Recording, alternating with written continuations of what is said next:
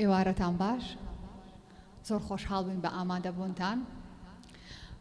ئەمڕۆ ئازادبوون لە چالاکیەکی تایبەتە میواندانی زۆر بەڕێز دکتۆر ڕێبوار فەتاح،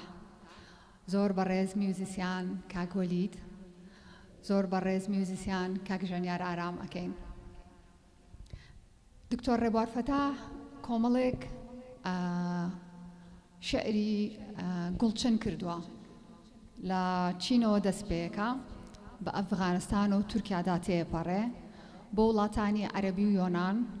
لەوێشەوە بۆ بەریتانیا و ئەمریکا و پاشان بە شعری گۆران کۆتایی بەو شعرانە ئەهێنێ کە ئەمڕۆ بۆ ئێمە هەڵبژاردووە و لێرە ئەیخوێنێتەوە. ئەم شعرانە کاری وەرگێڕانیان بۆ کراوە لە زمانی ئینگلیزیەوە بۆ کوردی. پێم خۆشە پێشتر کورتەیەک لە ژیانی دکتۆر ڕێبوار و دوو موزیسیانی یاوەری بۆ ئێوە بخوێنمەوە. دکتۆر ڕێبوار لە باشووری کوردستان لەدایک بووە و لە ئێستادا لە بەریتانیا ئاژی. لە منداڵیەوە بە شێعر، ئەدەب، زانست و فەلسەفە ئاشنا بووە. لە لاویەوە لە میدیای کوردی عێراقدا نووسیوێتی. لە تاراوگەدا چالاک بوو و لە دامەزراندنی دەستگای میدیا و کولتوریدا بەشدار بووە. بە کالیرۆسی لە فیزیکدا لە باشووری کوردستان لە زانکۆی سلێمانی بەدەستهێناوە، پاشان بە کالیرۆسی لە زانکۆی لەندەن بەدەستهێناوە. ماستەری لە فیزیکدا لە زانکۆی لەندەن بەدەستهێناوە و هەروەها دکتۆرای لە UCL لە لەندەن وەرگرتووە. لە هەشتاکانەوە تا ساڵی 2000 لە دەستگای ئەکادیمی و کۆمپانیای نێودەوڵەتیدا وەک زانیای فیزیا و تێلیکۆمونیکیشن کارا بووە. نزیکەی 100 نامەی زانستی دەربارەی ئەو بابەتانە بە تەنیا یان لەگەڵ هاوکارەکانیدا نووسیوە. لە دەیان کۆنفرانسدا بەشدار بووە. لە ساڵی 2000دا کۆمپانیای خزمەتگوزاری خۆرهەڵاتی نێویندی دامەزراندووە و بۆ بە بەڕێوەبەری جێبەجەکار. لەم پیشەییدا بەشدار بووە لە نووسینی چەندەها هەزار توێژینەوە، وەک بەشێک لە پیشەی لەسەر خۆرهەڵاتی ناوین و باکووری ئەفریقیا. دکتۆر ڕێبوار 3 کتێبی شعری لە کوردیەوە بۆ ئینگلیزی وەرگێڕاوە. ژیاننامەی موزیسیان وەلید ئەحمەد لە ساڵی 1970 لەدایک بووە. هەڵگری دوو بڕوانامەیە لە بواری هونەری موزیک، دبلۆم لە ژەنینی فلوت بە کالیرۆز لە دانانی موزیک. وەکو کوردێک ئەندامی ئۆرکێسترای گەنجانی عێراق بۆ ماوەی 8 ساڵ. ئەزموونی کاری لەگەڵ ئۆرکێسترای گەنجانی ئەڵمانی، سکۆتلاند، فەڕەنسا، ئەنکەرا، گەنجانی وڵاتانی کەندا و گەنجانی بەغدا، ئۆرکێسترای مۆرگندا هەیە. خاوەنی ئەلبومی تایبەت بە خۆیەتی لە ژێنینی ئامێری فلوت بە ناوی زمزیران. ئەندامی هاوڕێیانی ئەڵمانیا لە ئێستادا کۆنسێرتی وەرزی تایبەت بە ئامێری فلوت بە یاوەری پیانۆ پێشکەش دەکا. ژیاننامەی ژەنیار ئارام خاوەنی بڕوانامەی دبلۆمە لە پەیمانگەی هونەرە جوانەکانی سلێمانی، خوێندکاری زانکۆی سلێمانی کۆلێژی هونەرە جوانەکانە بەشی موزیک. لە ئەنجامدانی چەندان کۆنسێرت بۆ سۆڵۆی پیانۆ و هاوشانی پیانۆ بەشداری لە فیستیڤاڵی نێودەوڵەتی کولتوری کازان لە وڵاتی رووسیا وەک ژانیار و وەفدی کوردی بەشدار بووە. ئازیزان، بۆنەکەی ئەمڕۆمان تایبەتە. لەبەرەوەی ئێمە پێویستمان بە ئارامێکی زۆرە هەم چێژ لە وشەکان و لە موزیک وەربگرین. زۆر بە سوپاسەوە داواتان لە یەکەین مۆبایلەکانتان یان بێدەنگ بکەن یان بیکوژێنەوە. خاتوەڵوێز من سوپاسێکی بێپیانی تۆکەم بۆ ئەو میهرەبانی و بۆ پێشەشیە. دیارام ڕۆژێکی زۆر تایبەتە، ڕۆژێکی گەلێک تایبەتە بۆ ئێوەی خۆشەویست کە لێرە ئامادەن. ئەمڕۆمان تایبەت کردووە بە شیعر، بە شیعری جوان. من گوڵچنێکی زۆر جوانم لە شیعری نێودەوڵەتی بۆ هەڵبژاردوون، ڕەنگە کۆنترین یان نزیکەی 1300 ساڵ لەمەوە پێش بن. بەڵام بۆ خۆم ڕۆژێکی تایبەتترە، چونکە ئەمڕۆ ڕۆژی شەهید بوونی دڵشادی برامە. بۆ ئەبزانم هەرگیز نەمەتوانی بەم شێوەیە یادی بکەمەوە، چونکە دڵشاد بوو کە زان شاعر بوو، شەیدای شیعر بوو. ئێمە ژەم ڕۆمان بۆ شیعر دەرخان کردووە. لەو باوەڕام خۆشی لەگەڵمان بوایە، هەرەی ویست بەم جۆرە یادی بکەینەوە. من سوپاسیەوە ئەکەم بەڕاستی سوپاسی ڕێکخراوی ئازادبوونەکەم کە وەک بڵێ بە زۆر پەلیان ڕاکێشام بە تایبەتیش خات و هەڵوێست دیارە من خات و هەڵوێست دەمێک نییە دەناسم بەڵام لەگەڵ بابی لە قوتابخانە پێکەوە بووین و بە یەکەوە لەم پارتی ئازادیە و سەحامیە بوو دنیا شەڕەشەقمان کردو و فوتبۆڵێنمان کردووە بۆ من خات و هەڵوێست وەکو برازایەکی خۆشەویستم وایە ئەمڕۆ کۆمەڵێک شاعرم هەڵبژاردووە شاعیرەکانم لە کەشکۆڵێکەوە تۆ کە ئامادەم کردووە بۆ چاپ کەشکۆڵەکە دیارە شاعری زۆر تریتیایە ئەوانەی ئەمڕۆ تەنیا گوڵ بژێرێکە لەوانە زۆرتر ئەوانم هەڵبژاردووە کە شیعری کورتن بۆ ئەوەی بتوانین بیخوێنینەوە ئامانجم چییە لەمڕۆ هیوادارم کە لەم هۆڵە چوینە دەرەوە ئێوە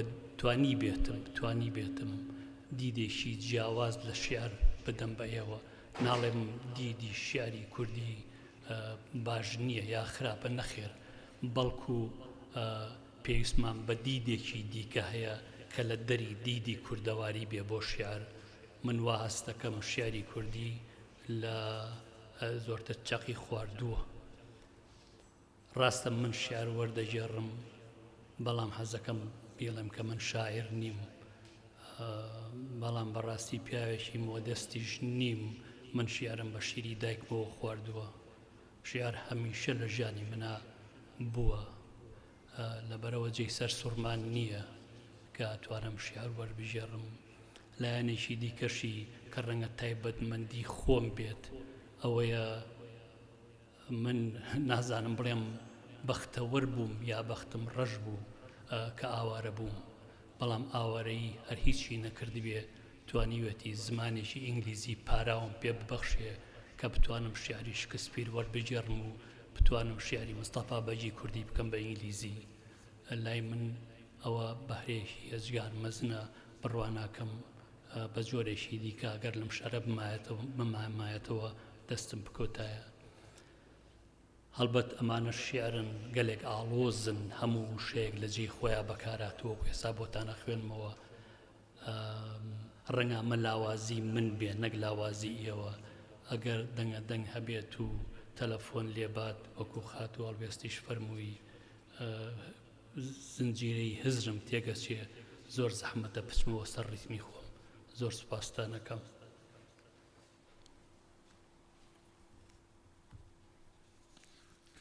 ئەوەشم بیر نەچێ هەرچی شاعرێک هەرچیاریە شاعرێک بکەنەوە لێرە وێنەکەی پیشانەیەم ڕەنگە ئەوە هاوکار بێ لەوەدا کە پێویست ناکات دەربارەی ژیانی زۆر بڵێم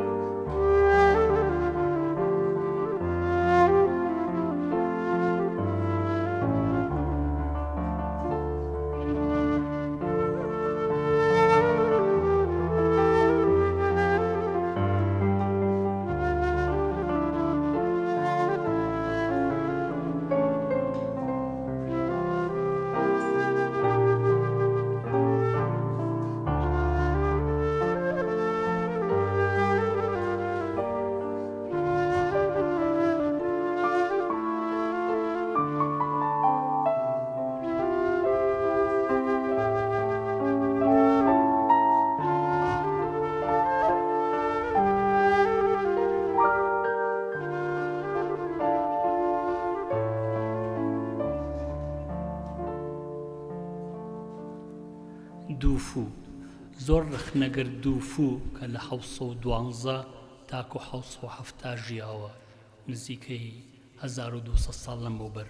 بە مەزنترین شاعری هەموو دەمێکی چین دەناسێنن. پێگەی دووفوو لە مێژووی ئەدەبی چیندا لەسەر نایابی شیعری بەندە کە بە کلاسیک نووسیوێتی لە سەرەتای ژیانی ئەدەبیدا بە بەسەرکردنەوەی جوانی سروشت و فرمێسک ڕشتن بەسەر تێپەڕبوونی تەمەندا دەستی پێکردووە. زۆری نەبرد قەڵەمی گواستەوە بۆ ڕەخنەگرتن لە جەنگ. سێ شیعری دووفوو دەخوێنمەوە. بەهارێکی دیکە بەسەر ڕووباری شیندا باڵندە سپیتر دەردەکەوێ، لەسەر چیای سەوز گوڵ ئاگر دەگرێ. بەهارێکی دیکە دادێ و دەڕوا دوور لە نیشتیمان.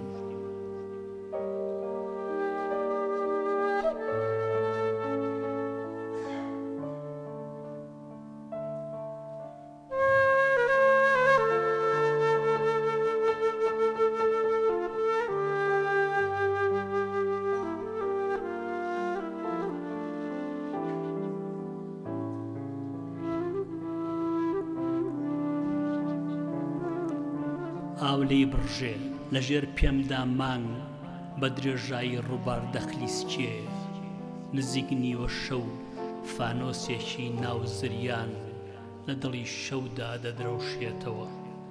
بە درێژایی لمی کەنار پۆلی ماسی گرەی سپی هەڵنیشتون خۆیان گرمۆڵە کردووە یەکی مشتێکن. لە پشت بەلەمەوە ماسی قەڵەمباز دەدەن، ئاو دەبڕن و دەستنە ژێرەوە و ئاو دەپرژێنن.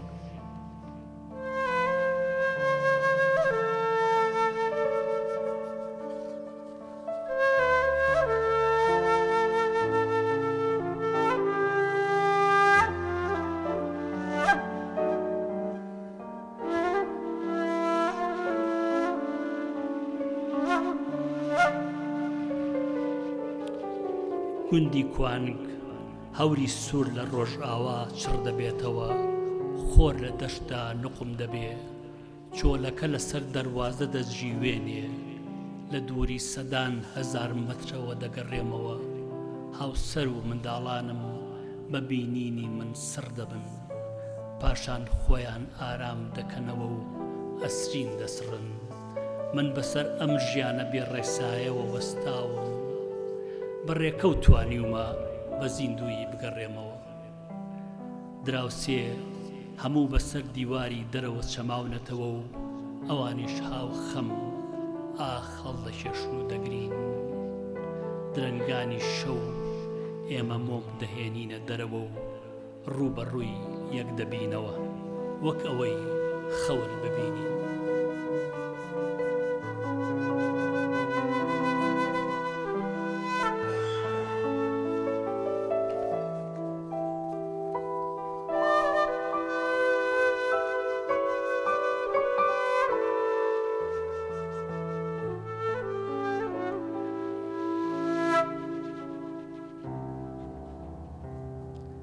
مەولانا جەلالەدینی ڕۆمی لە ئەوروپا و ئەمریکا ڕۆمی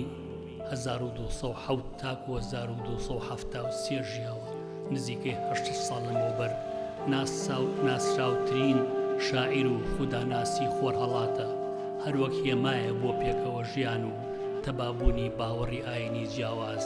مەولانا محەممەد جەلالەدینی بەڵخی لە بەڵخ لە ئەفغانستانە دایک بووە. نزیکەی 10 ساڵێک لەمەوبەر خۆم سەردانی بەڵخم کرد. دواتر بەهۆی ئاشوبەوە بنەماڵی لەگەڵ خوێندکارەکانی بەڵخ جێدەهێڵن و لە کۆنیە کە ئێستا لە تووشیانیشتە جێدەبن. 4 شیعر دەخوێنمەوە. سیانی یەکەمیان مەولانا جەلالەدین دەینووسیون، خۆم بە ڕۆحی ئەو نووسیومە. شێری ئاخیریان شێری ڕۆمیە، بەڵام زۆر دەستکاریم کردووە. عیشق عمری بێ عیشق هەر لە خۆڕە لە پڕ دەڕوا، بگرە دەردێکە بێدەوا، ڕۆشنایی کوا دەبێ بە تەوق. ژینی عیشق ئاوی حەیات ڕۆح و دڵتی لێ تێر بکە با ڕۆحت ئازاد بکات و دڵیش بە شەوق.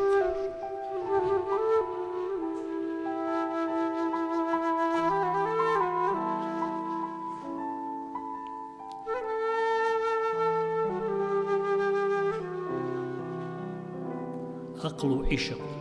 عەقڵی بچووک عیشق لە خۆ ناگرێ، عەقڵی بێزبان عیشق دەرنابڕێ. عیشق بە تەنێ دەتوانێ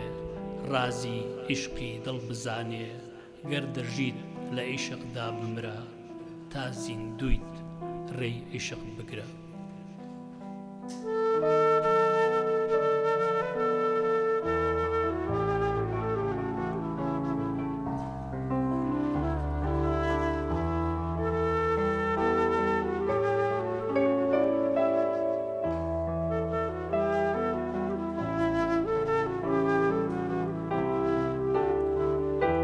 پێچێک عیشق، پێچێک عیشقم لە لێوی ئاڵدا هەڵدا، لە نهێنی چاوی گەشتدا چۆلەکە ئاسا خۆم وەردا. بە بێگوناه جارێکی دی هاتمە دنیا، جەستەم سۆفی ئاسا کەوتە سەما، چیدی لە ئازاری دۆزەخ ترسم نەما.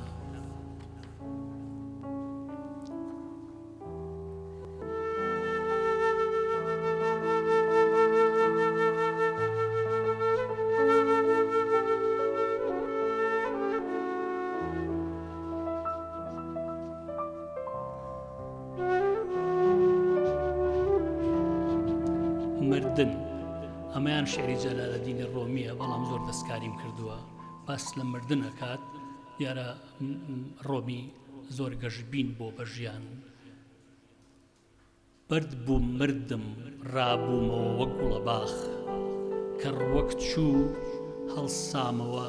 وەک کێوی شاخ. کە گیاندار مرد بە مرۆڤی هاتمەوە ژین، بۆچ پترسم چیم لە دەستداوە بە مردن، بۆچ پترسم چیم لە دەستداوە بە مردن بێ بەداخ.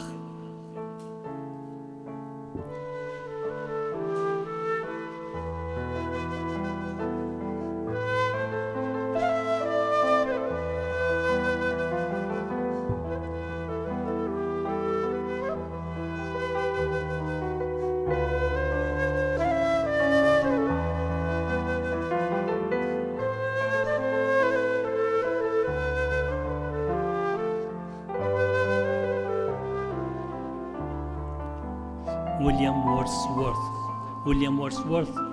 لە 1770 تاکو 1850 ژیاوە. شاعیر و پێشڕەوی بزوتنەوەی ڕۆمانسی ئینگلیزە، شان بەشانی سامیۆل تەیلۆر کۆلریج کە لە 1772 تاکو 1834 ژیاوە. دیارام شیعرانە بە ئینگلیزی کۆن نووسراون، لە ئینگلیزی تازە ناچن. من ئەم شیعرەم بە دوو شێواز وەری ژێڕاوە، بە شێوازێکی ئازاد، بە شێوازێکیش کە قاڵبی هەبێ. ئەم شیعرە ئەوانەی کە شارەزای کێشی عەرەبی عەروزن بە بەحری هەزەج وەرم جێڕاوە. ورتر هەزەجی مثەمەلی سالم هەموو دێڕێکی 4 تەفعیلەیە. دیارە بەیتەکە دوو دێڕە، مەفاعیلون مەفاعیلون مەفاعیلون مەفاعیلون. چ چێژ بەخشە کە من دەیکەم تامی ئەو لێوە شیرینە، ئەگەر گوێدار بم کە دەدوێن یان لە کاتی ڕاموسینە. من هەر ئەمە داخوازمە کە یەکیان وا لە بەخشینە، خەیاڵی حەز بۆ ئەوی دی دەفڕێ بە ئاسمانی شینە. عیشق داوام بۆ جێک ناخەیت چون تۆ کارت هەر ئەفرینە، وشەی ماچین پێڕەواکە وەکی دی ماچ لە پەیوینە.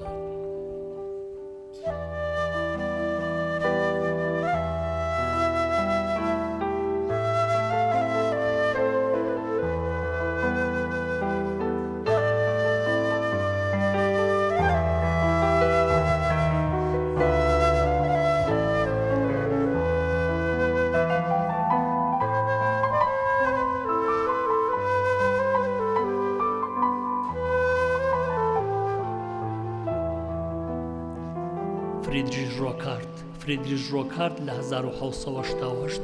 تاکو 1966 ژیاوە. شاعیر، وەرگێڕ و مامۆستای زمانی خۆرهەڵات بە ڕەگەز ئەڵمانیە و یەکەم دیوانی بە ناوی خوازراوە لە 1814دا بە چاپ دەگات. ڕۆکارت شارەزای 30 زمان بووە و زۆرتر بە وەرگێڕی شیعری ڕۆژهەڵات و نووسەری شیعری ڕۆحانی بە شێوازی پێشەوانی ڕۆژهەڵات ناسراوە. شاکاری ئەدەبی ڕۆژهەڵاتی وەرگێڕاوە.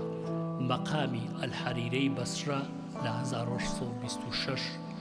ناڵ و دەماجانتی چیرۆکێکی هندیە لە 1828، ڕۆستەم و سۆهراب لە 1830 و حەمەسا یان کۆنترین گۆرانی فۆلکلۆری عەرەبی لە 1846. ئایا تۆ بۆ جوانی عاشقیت؟ ئەگەر تۆ عاشقی جوانیت، نا عاشقی من مەبە، عاشقی خۆر بە، بسکی زێڕینە.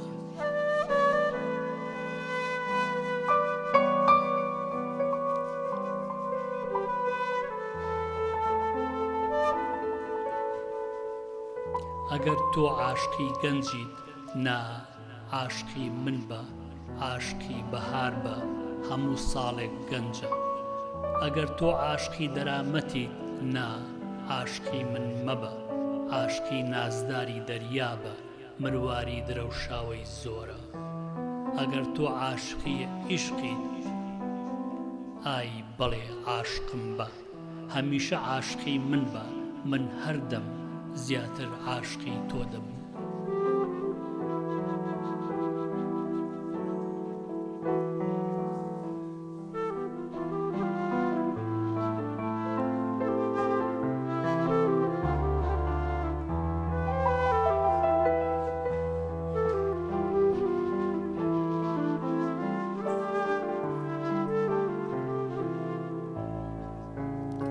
لۆرد بایرن،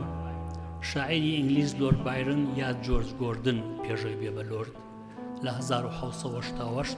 تاکو 1934 ژیاوە. نەوەی دووەمی شاعرانی ڕۆمانسیە. بە بۆچوونی من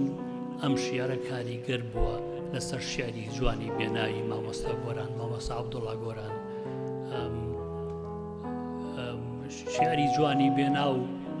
ئەگەر بیرتان بێتەوە قشکاڵی لێو ئاڵی پەرشنگی نیگاکاڵ،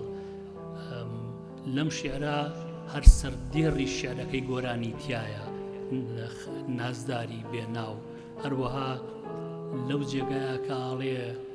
سەرگۆنان نەختێگاڵ ئێستاکای خوێنمەوە، ئەزان کاریگەری ئەم شیعرەی زۆرتیە دیارە مامۆستا گۆران ئینگلیزی زانیوە. بە بۆچوونی من ئەم دەقە بە وەرگێڕاویش یەکێکە لە جوانترین دەقە کوردیەکان. بەڵام ڕەنگە بڵێن کەس بە دوی خۆی ناڵێ ترشە. نازدار بە نێو جوانیدا دەڕوات. بایرن ناڵێ نازدار بە جوانی دەڕوا، دەڵێ نازدار بە نێو جوانیدا دەڕوات، واتە بە هەر جێیەکا بڕوا جوانە یا بە هەر جێیەکا بڕوا جوانیەکات. دەقێکی زۆر بەرزە بە ئینگلیزی. نازدار بە نێو جوانیدا دەڕوات، وەک شەوی سایەقەی ساماڵ و ئاسمانی پڕ ئەستێرە و هەموو ئەوەی دڵگیرە لە تاریکی و ڕووناکی، دەکەوێتە سەر باڵا و دیدەی بە نەرمی لە ڕۆشنایی هێمنەوە کە بەهەشت لە ڕۆژی سەرزەمینی دابڕیوە.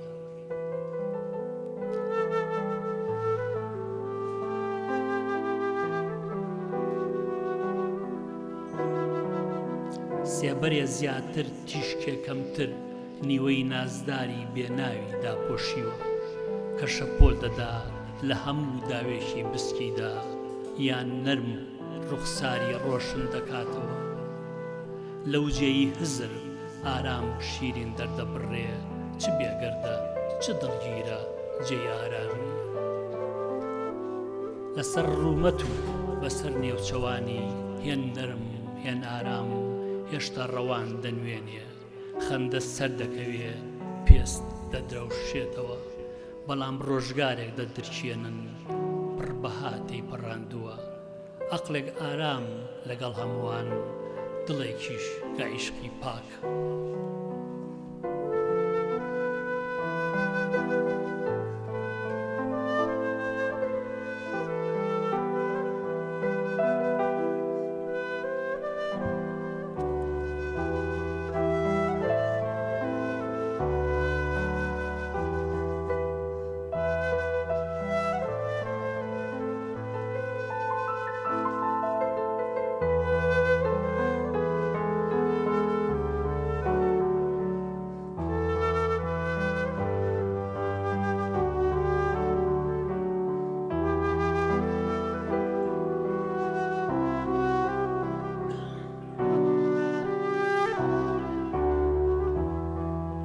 ئەلێکزەندەر پۆشکین لە 1990 تا 1937 ژیاوە، شاعیر، شانۆنووس و ڕۆماننووسی ڕووس لە لای زۆر پسپۆر سەرباری کورتی تەمەنی دیارە لە دیوڵە زۆر بەگەنجێمرێت. باشترین شاعری ڕووس و دامەزرێنەری ئەدەبی ڕووسی هاوچەرخ هەژمار دەکرێت. پۆشکین لە پێشینەیەکی باڵکێشەوە هاتووە. دەگوترێت لە رووسیا لە هەچ کەسێک بپرسی یەکەمین نووسەی ڕووسکەیە بێسێ و دەگوترێت پۆشکینە، سەرباری ئەوەی ئەم زۆرتر شاعرە تا نووسەر. بەداهێنەری زمانی ڕووسی نوێدادەنرێ، تەنانەت ساڵڕۆژی زمانی ڕووسی خراوەتە ڕۆژی لەدایکبوونی پۆشکینەوە. پرۆپاگاندەی سۆڤێت بە تایبەت ستالین زۆر هاوکاری ناساندنی پۆشکین بووە، بێڕەخنە ڕزگاری نەبووە. لیو تۆلستۆی دەڵێ هەموو کۆپلەیەکی شیعری پێش پۆشکین بێمانایە. دیارە من وای نابینم. دڵخواز ئەسرینم ڕشت، ئەسرینم دڵنەواییم، من بێدەنگم، ورتەی ژێر لێویشم کپە. ڕۆحم لە سێبەری خەمۆکیدا نوقمە، لە ناخدا شیرینی تاڵی شاردۆتەوە. من سەرزەنشتی خەونی تێپەڕبوونی ژیانم ناکەم، لە تاریشیدا ون دەبێ، تارماییەکی خاڵیە. من بە تەنیا ئازاری عیشقم بە خەیاڵدا دێ، بوارم بدە با بمرم، بەڵام با بە تەنێ لە عیشقدا بمرم.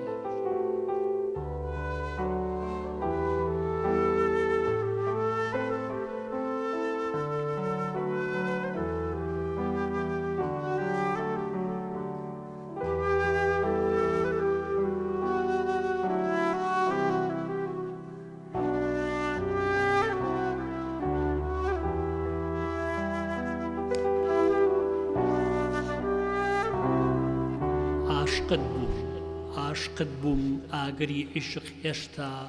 ڕەنگە لە ڕۆحمدا تەواودا نەمرکابێتەوە. بەڵام ناهێڵم چیدی نیگەرانت بکات، ئیدی من نامەیە بە هیچ خەمبارت بکەم. من عاشقت بووم بێ هیوا و بێدەنگ، شەرم و ئیرەیەک هەرچەند بێهودە بوو. عیشقێکی خستە دڵەوە هێن بە سۆز و ڕازگۆ، وەک ئەوەی کردگار ڕێیدا بێ دیسان عاشقت ببمەوە.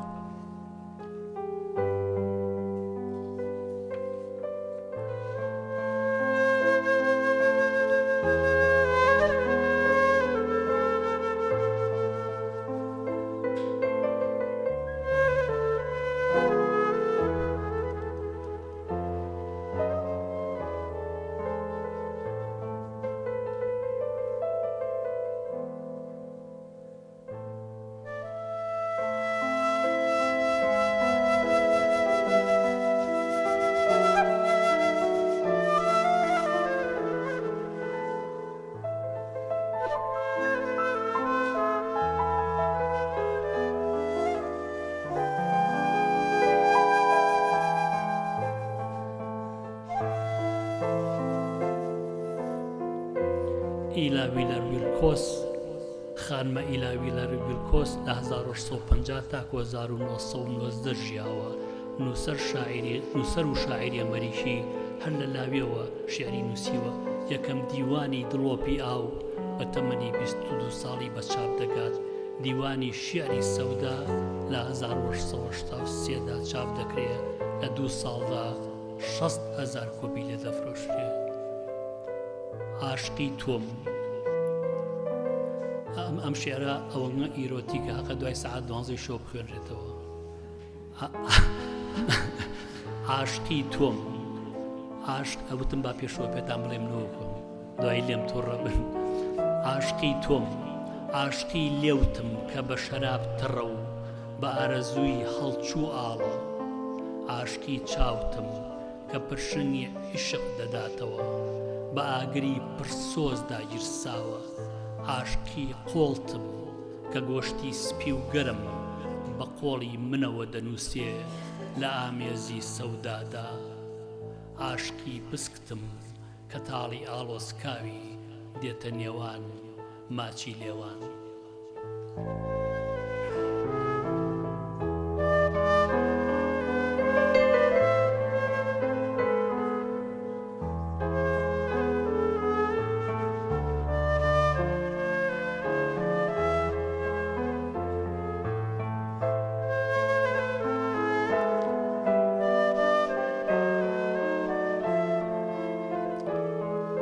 ڕاچی سارد و ئارامی عشقێکی پاکیزەی بێ ئازار بۆ من نییە،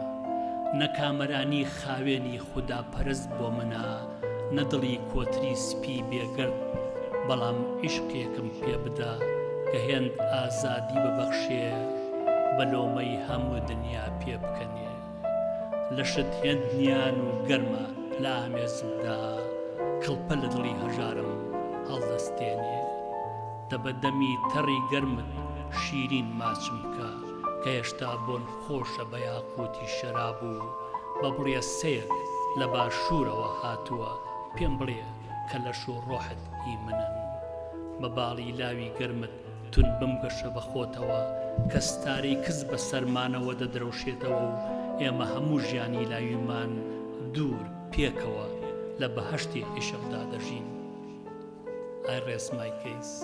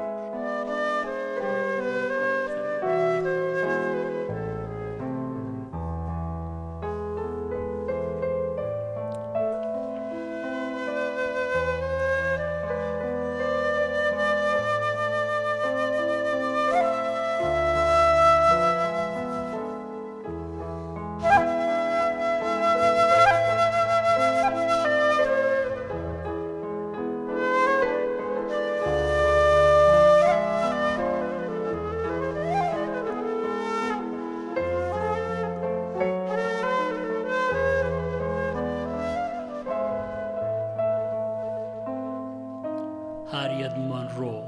خانمە شاعیری ئەمریکی هاریەت مۆنڕۆ لە 1960 تا 1936 ژیاوە. سەرنووسەر، سکۆلەر، ڕەخنەگری ئەدەبی، شاعیر و پارێزەری هونەری ئەمریکی بووە. مۆنڕۆ دامەزرێنەر و بەخشکاری گۆڤارێکی تایبەت بەشیار بووە کە لە 1912 دا دامەزرانەوە، بایەخی زۆرتر بەشیاری نوێ بووە. لە سەرەتادا کە تیشکی خۆر بە شەپۆل گەیشت، بە دوایدا ئیشق لەدایک بوو،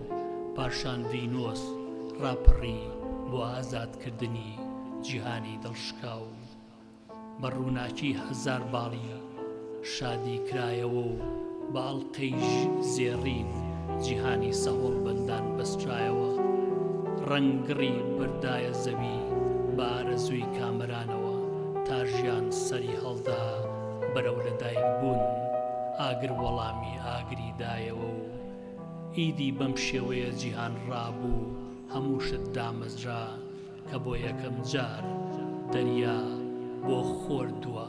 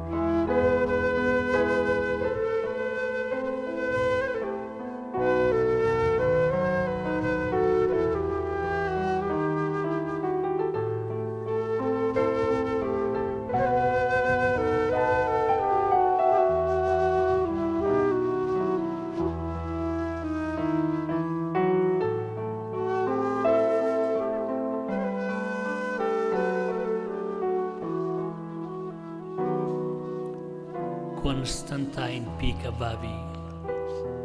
لە 1663 تا 1933 ژیاوە. لە ڕۆژی لەدایکبوونیا مردووە. شاعیری یۆنانی زمان لە ئەسکەندری میسر لەدایک بووە. دیارە ئەو دەمەسکەندرێ شارێکی یۆنانی بووە. لە لیڤەپۆڵی بەریتانیا و ئەستەمۆڵی ئێستا و فەڕەنسا ژیاوە کە ڤاڤی ڕۆژنامەنووس و فەرمانبەری دەوڵەت بووە. زۆر سەرسام بەم شاعیرە شێعرێکی زۆری وەرجێڕاوە. دیارە من یۆنانی نازانم، لە ئینگلیزیە وەرم جێڕاوە. ئەگەر شێعر هەبێ هاوڕێی ژیان بێت، ئەم شیعرە هاوڕێی ژیانە، بەردەوامی خوێنمەوە. ئێستا بە یەک هەناسە بۆتانە خوێنمەوە. گەڕانەوە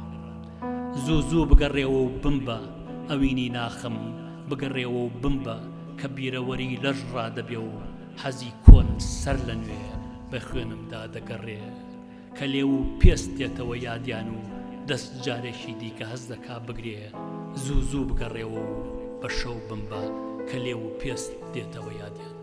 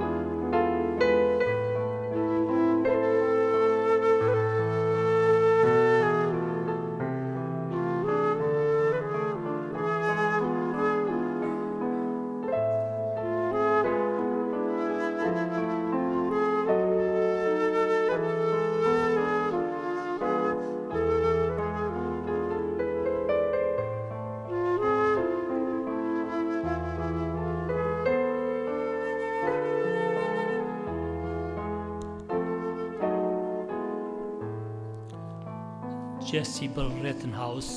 خانمە شاعیری ئەمریکی لە 1969 تاکو 1940 ژیاوە. ڕخنەگری ئەدەبی و ڕێخەری ئەنتۆلۆجیا و شاعیر بووە. دەرچی خەون زۆر جار بە دەرچی خەوندا تێپەڕیوم، بەڵام هەرگیز هەنگاوم نەناوەت ئەو دیوێەوە. هەرچەند هەندێک جار بەسەر سوڕمانەوە دیومە دەرکەکە لەسەر پشتە. ڕەنگە بۆ هەمیشە پێیدا بڕۆم، وەک چۆن پێشتر ڕۆیشتوم تۆ لە نێو دەرک ڕاوەستاویت.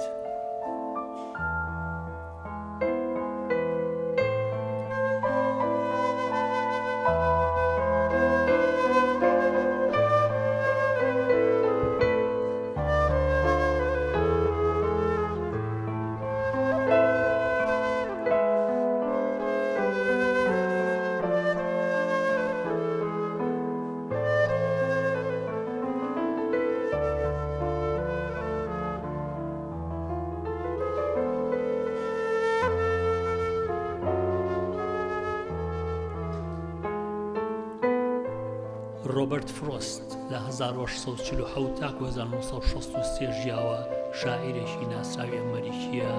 هەر 89 ساڵی ژیانی پڕووداو بووە بە خۆشی و ناخۆشی، بە تاڵی و شیرینیەوە. زۆر بەمان کە ژیانی بلیمەتێک یان بیرمەندێک دەخوێنینەوە تەنیا جوانی دەبینین، هەڵبەت زۆر جار زمانی شیرین تاڵی ژیان دەیهەژێنێ. فرۆست حەزی بە شیعری ئازاد نەبوو و گوتوێتی شیعری ئازاد وەک ئەوە وایە یاری تێنسپەی بەبێ ئەوەی تۆڕێ هەڵکرد بێت. ئەم شیعری زۆر بەناوبانگە، وەکو چۆنی مەشاخی ڕەنگا و ڕەنگی گۆیژە لە قوتابخانە ئەخوێنین، ئەمەش لە هەموو وڵاتانی ئینگلیزی زمانە ئەخوێنرێت. تەنانەت کتێبێکشی لەسەر نووسراوە باسی ژیان و هەڵبژاردەی ژیان دەکات. بەڕاستی شێعرەکە تا ڕادەیەکی زۆر سەرە لێ تێگەیات. بەوانەی کە حەزەکەن زۆرتر بیزانن لە کەناڵی یوتیوبم باسیم تاکە شێعرە ئەکەم. ئەو ڕێی پێیدا تێنەپەڕیم، نەک ئەو ڕێی پێیدا تێپەڕیم، ئەو ڕێی پێیدا تێنەپەڕیم. دوو ڕێ لە دارستانێکی زەردا لێک جیا دەبوونەوە. بەداخەوە من نەمتوانی بە هەردووشیاندا تێپەڕم، چون پیادەیەشی تەنیا بووم. زۆر تێڕامام و بە درێژایی کێشیان ڕوانیم تا چاو بڕکات، تا ئەو جێیەی لا دەدات و گژ و ژیای چڕ گەشەیان کردووە. ئەمجار ئەوی دیکەم گرتە بەر ئەمەش دیارە ڕەوایە و ڕەنگە بژاردەیەشی باشتر بوو بێ چونکە جاپۆش بوو شوێن پێی دەخواست هەرچەند هێندەی بە پێدەڕەوی ئەوێوە پەیوەستە ڕوود بوو بەڕاستی هەر وەک یەکبوون و هەردووشیان و بەیانیە وەک یەکبوون لە هەڵگرتندا هیچ هەنگاوێک زەوی ڕەش نەکردبەوە یەکەمیانم بۆ ڕۆژێکی دیکە پاراست هەڵبەت دەزانم چۆن ڕێ دەچێتەوە سەر ڕێ بەگومانم گەر هەرگیز سەر بدەمەوە ڕۆژێک دادێ من بە هەناسە هەڵکێشانەوە بیژێڕمەوە لە جێیەک لە داهاتوێکی هێزگار دووردا کە دووڕێ لە دارستانێکدا جیا دەبوونەوە و من بەویاندا تێپەڕیم کە پیادەی کەم دیوە و ئەوەش بۆ خۆی هەموو جیاوازیەک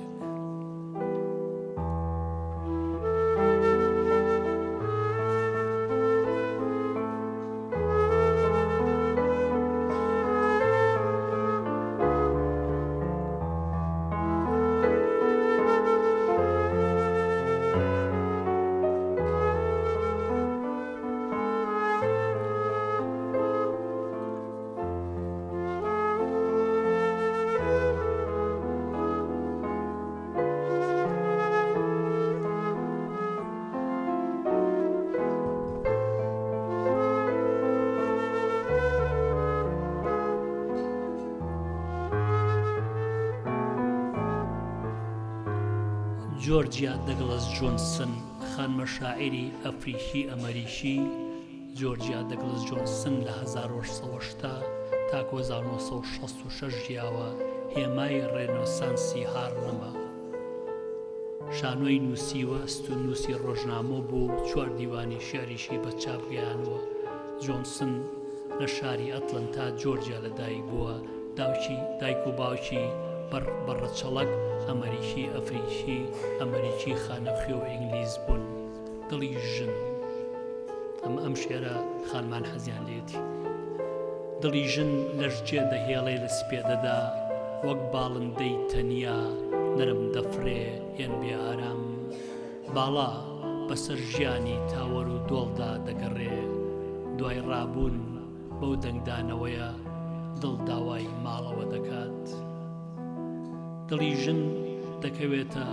دڵی ژن دەکەوێتەوە جێی خۆی لە شەودا و دەچێتە قەفەزێکی نامۆوە بە دڵشکاوی خۆیەوە و هەوڵ دەدات لە یادی بکات خەونی بە ئەستێرەوە دیوە کاتێک دڵ دەشکێ لەو دی و پەناگەی قەفەزەوە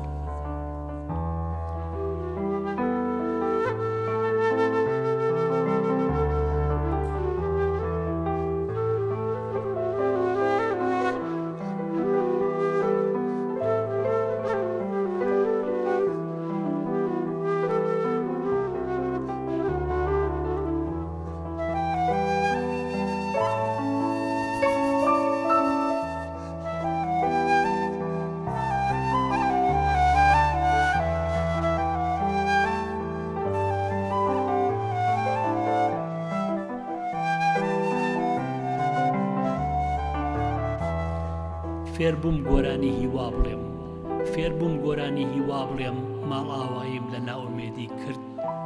پەیامم لە گەروی مەلەوە وەرگرت گۆرانی وت و دنیا جوان بوو فێربووم گۆرانی شادی بڵێم کە ئاسمان بۆ من دەچەمێتەوە گۆرانی شادی گۆرانی هیوایە گەشەی کردووە تا پێگەیشتن فێربووم ئەسرینم بە پێکەنین پتارێنم وەک بە نێو تاریشیدا بڕۆم چونکە عیشق و خەندە ترس داگیر دەکەن دڵم بەوە دەزانێ گۆرانی کامەرانی فێربووم کە گۆرانی عیشقە چونکە عیشق بە تەنیا کامەرانیە و کامەرانیش عیشقە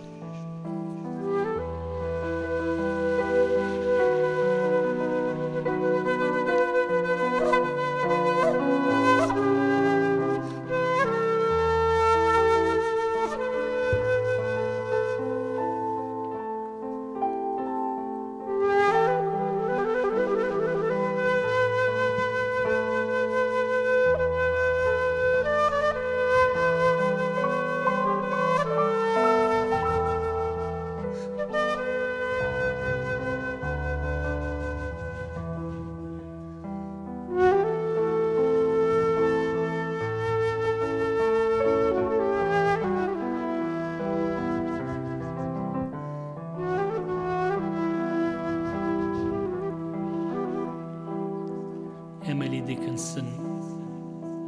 شعری ئێمە لێ دەکەن سن کە لە 1930 تا 1986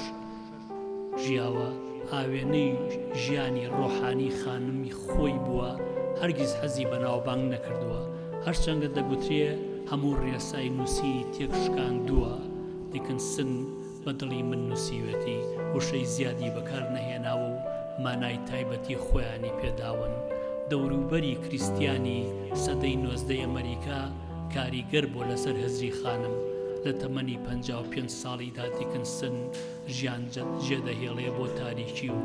شێعر نامە و نووسینیشی بۆ ڕۆشنی لە ژیاندا تەنیا چەند شێعرێکی بەبێ ناوی خۆی بڵاو کردوێتەوە دیوانی یەکەمی 4 ساڵ پاش مەرجی لە 1990دا پەخش دەبێ و دەم و دەست لە بازاردا نامێنێ گەلێک سەرسام بەم شاعرە شێعریم زۆر وەرجێڕاوە لەنە دوو شێعری کورتی خوێنمەوە لەم ژینە کورتەدا لەم ژینە کورتەی سەعاتێک دەخایەنێ چەند زۆر چەند کەم لە دەسەڵاتی ئێمەدایە گەر بتوانم نەهێڵم دڵێک پشتێ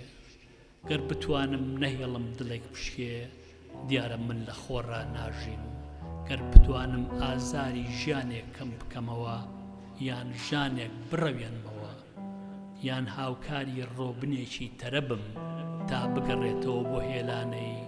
دیارە من لە خۆڕا ناژیم چەند جوان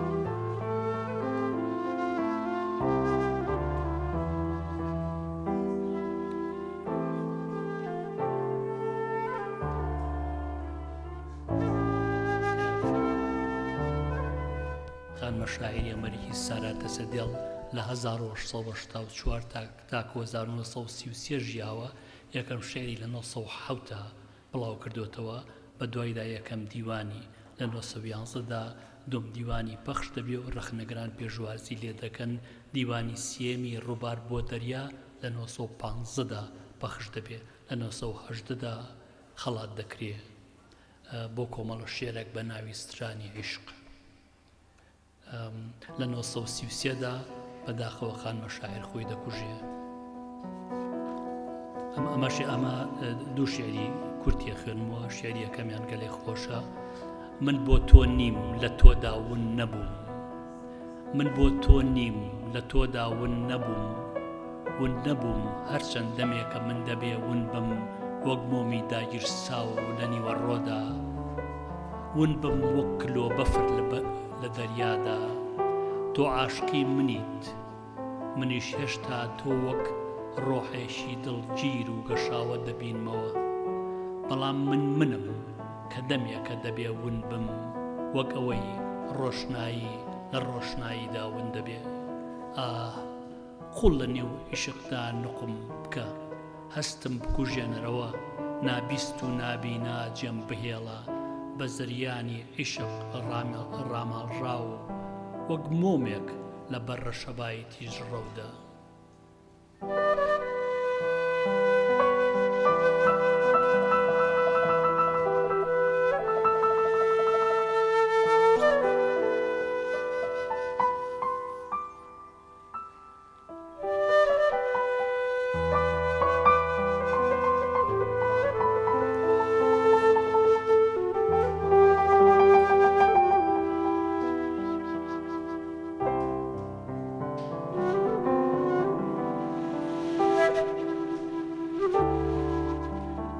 من بە خیاڵمدا نایەت کە من مردم و نیسانی ڕۆشن لەسەر منەوە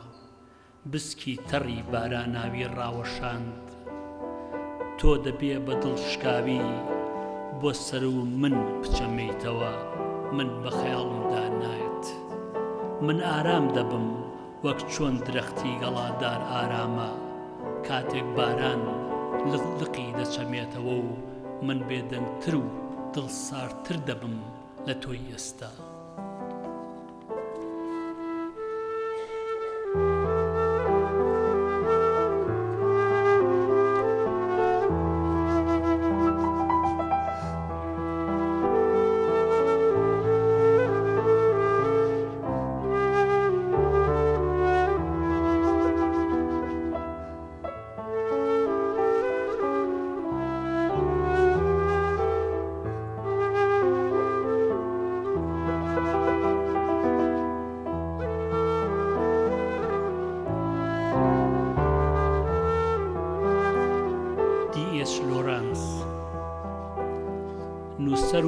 نووسەری ئینگلیز دی ئێس لۆرانس لە 1885 تا 1930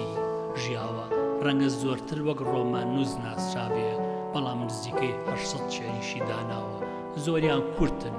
شێعری زۆرتر لەگەڵ سروشدا دەنووسێن نیگەرانن لە دابڕانی مرۆڤ لە سروشت و بابەتی دژواری ئاین و کۆمەڵایەتی دەپێکن یەکەم شێعری بە ناوی خودایە لەکوێدا ئەقڵی دروست هەبێ خدا لەوێدایە هەر وەک ئەقڵی دروست هێشتا دەتوانێ ئەقڵی دروست بدۆزێتەوە بۆیە هێشتا دەتوانێ خدا بناسێتەوە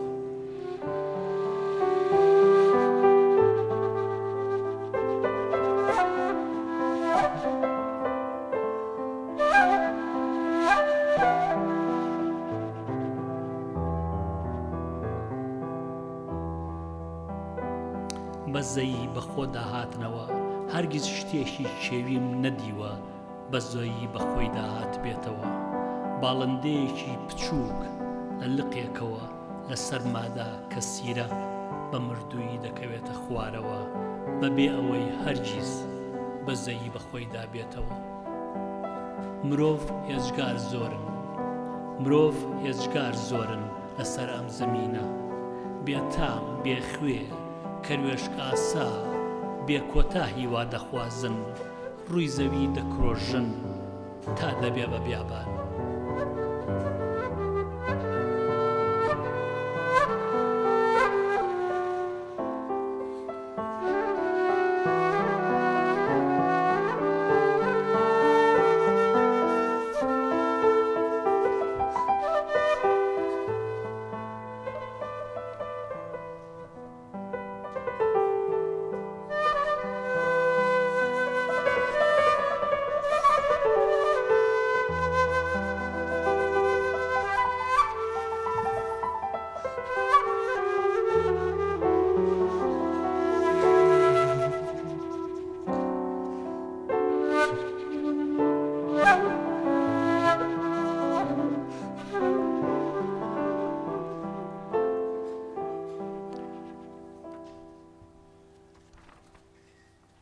فیدریکۆ گارسیا لۆرکا بڕوان ناکەمیش کۆڕێکی شێعر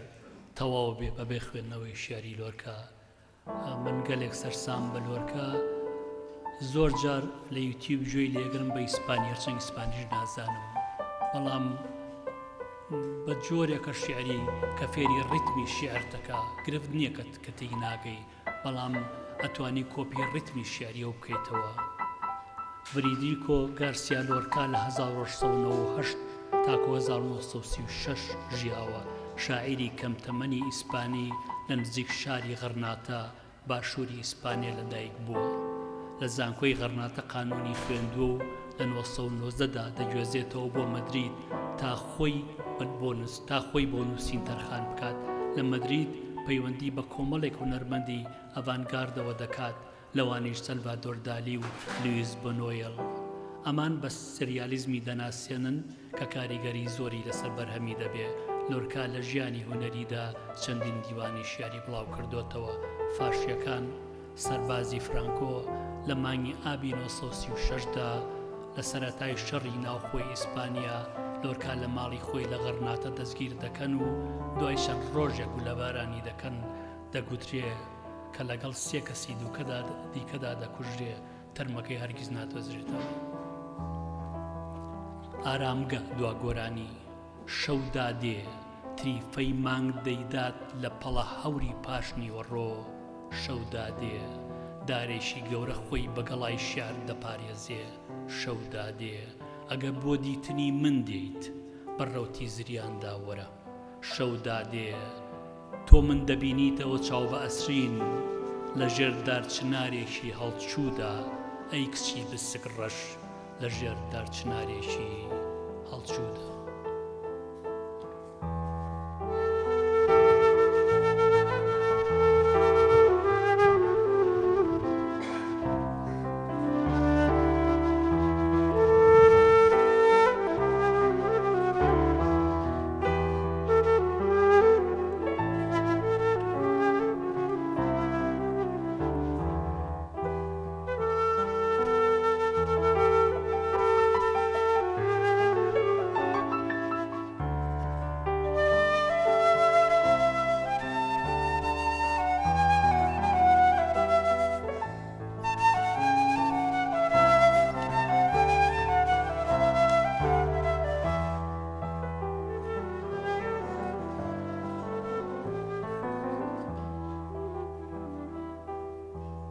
لانگستن هیوز شاعری ئەمریکی لانگستن هیوز لە 1970 تاکو 1967 ژی سێ شعری کورتیە خوێنمەوە. خەون پارێز هەموو خەونتم بۆ بهێنا تۆی خەون بین هەمووی مێلۆدی دڵتم بۆ بهێنا تا من بیان پێچمەوە لە ناو پڕۆی هەوری شیندا دوو لە پەنجەی زێدە زبری جیهان پەیامی خۆکوشتن ڕوخساری هێ من فێنکی ڕووبارەکە داوای ماچێکی لێکردم. خودا من خودام بەبێ یەک هاوڕێ خۆمم تەنیا لە پاکی جیهانی بێکۆتا لە خوار منەوە لاوانی عاشق زەوی شیرین بەبێ خشپە دەپێون بەڵام من خودام ناتوانم بێمە خوارەوە. بەهار ژیان عیشقە عیشق تەنها ژیانە باشترە مرۆڤ بیت لە خودا و تەنیایی.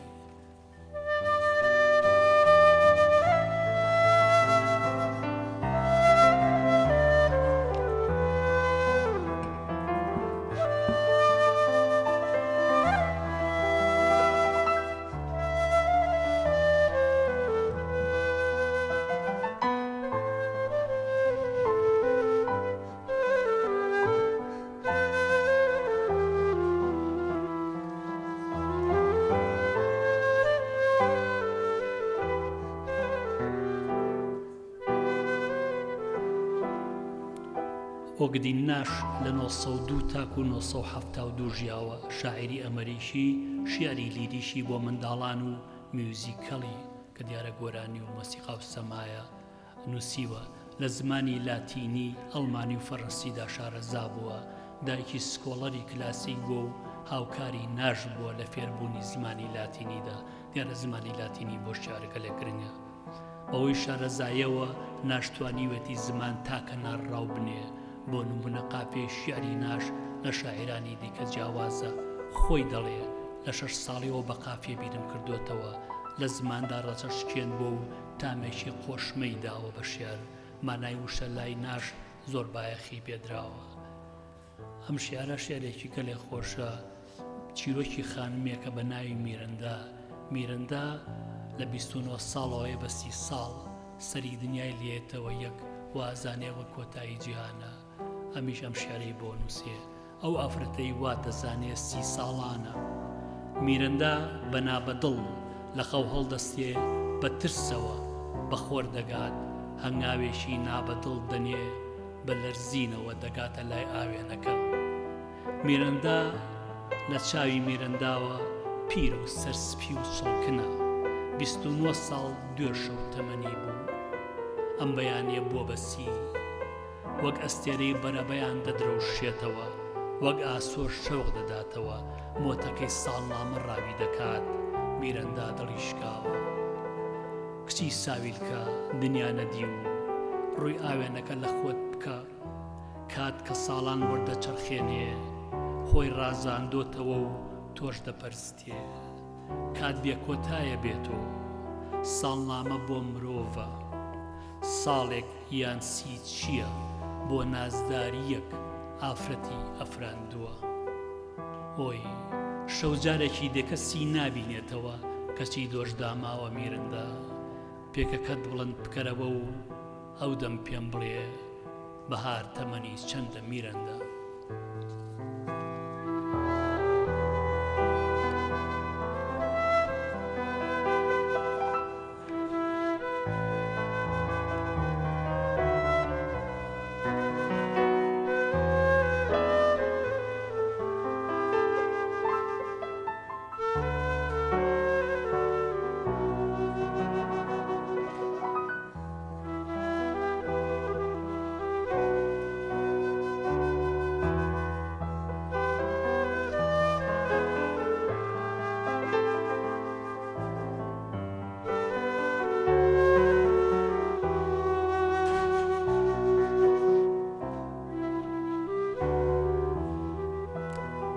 ئەنایزنین خانمە شاعیر ئەنایزنین لە 1970 تاکو 1970 ژیاوە باگراوندی تێکەڵە فەڕەنسی کوبی و ئەمەریشیە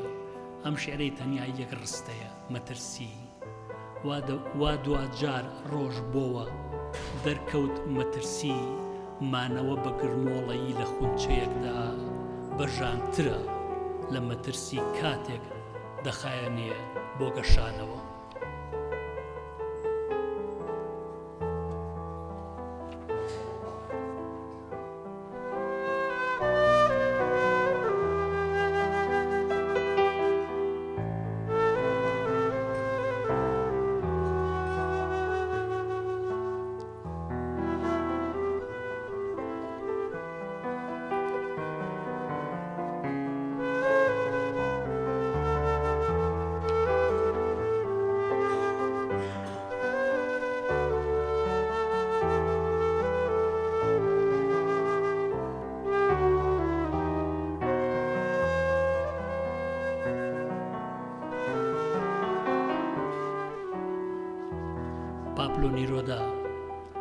پابلۆ نیرۆدا لە 1940 تاکو 1970 ژیاوە شاعرێکی ناسراوی سەدەی 20 لە چیلی باشووری ئەمریکا لەدایک بووە لە 1950دا خەڵاتی ئاشتی جیهان لەگەڵ پۆل ڕۆبسن وەرگرتووە و لە 1970دا خەڵاتی نۆبڵی تایبەت بە ئەدەب کراوە شعرێکی من بژاردووە شعرێکی خۆشە ساکارە شێری پابلۆ نیرۆدام زۆر وەرجێڕاوە ئارەمێکیانە خوێنمەوە پێیەکانت کە ناتوانم لە ڕوخسارت بڕوانم لە پێت دەڕوانم پێی ئێسکی کەوانەی پێی بچوشی ڕەقەڵەت من دەزانم ڕایانگرتوویت و لەشی نازدارت لە سەریان بە ئاسماندا چووە کەمەر و مەبکت جووتە گۆی وەنەوشەیت چاوت کار ئێستا فڕیون میوەی شیرینی زارت پرچی خەنەیت تاوەری گچکەی منن بەڵام من عاشقی پێتم تەنیا لەبەر ئەوەی بەسەر زەویدا و ڕووبەڕووی ڕەشەبا و بەنێو شەپۆلی ئاودا ڕۆیشتون تا منیان دۆزیوەتەوە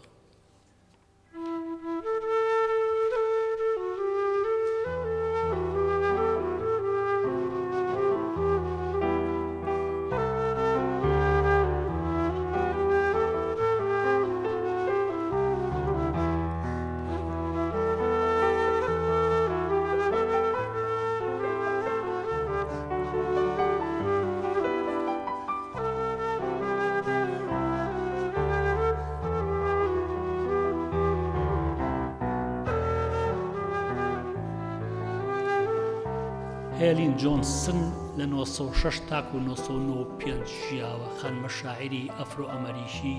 ژیانی هونەری کەم خایەن بووە هەرگیز بابی نەناسیوە دایکی منداڵی کۆیلەیەک بووە هێلین لە زانکۆی بۆستن و زانکۆی کۆلۆمبیا خوێنوێتی بارەی نووسینی لە 1920دا دەردەکەوێت کە خەڵاتی چیرۆکی کورد دەکرێت دواتر دەگوێزێتەوە بۆ شاری نیویۆرک و دەبێ بە بەشێک لە ڕێنەسانسی هارلەم